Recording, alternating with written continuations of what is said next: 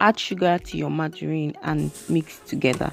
You can use hand mixer, you can use industrial mixer, but we're using Nigerian method, so you keep mixing, stirring together till you get a very fluffy consistency, almost like that of cake. If someone is helping you out to do this, you can give the person to continue with this mixing while you get the powdered ingredients together. You add your baking powder, your milk flavor, and then your milk. If you're going to be using milk, the milk is almost like the major ingredient in cookies.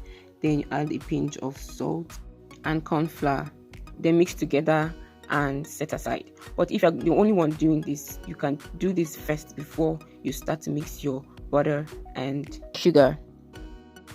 Also, break in your eggs and then set aside.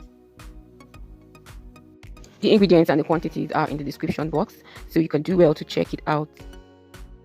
So the butter and the sugar is well creamed now. You can see how it's looking, but the color has changed and it's now more fluffy.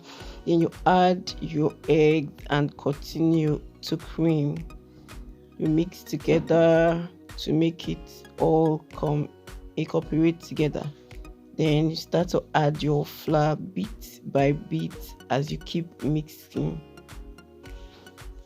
You know, like I said earlier, the process is almost like that of cake. You know how you mix your flour with your cream, butter and sugar mixture.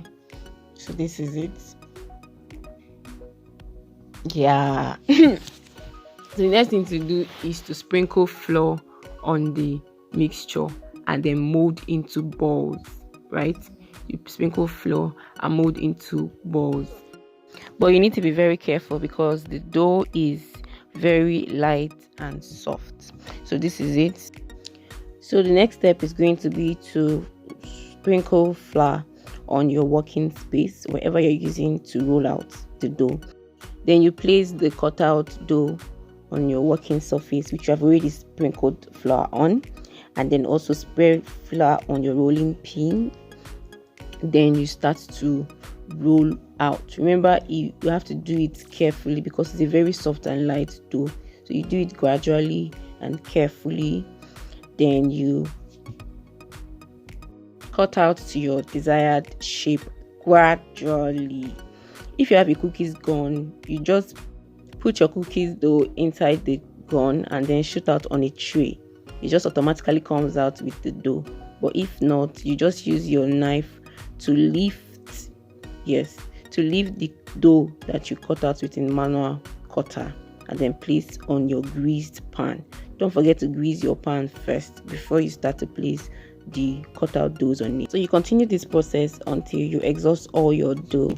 So this is what it looks like, different shapes, different sizes. We're going to now leave it to bake for about 20 minutes. So here's our cookies. So yummy, delicious and beautiful. If you don't want yours to brown like this, just make sure that you bake on a low heat.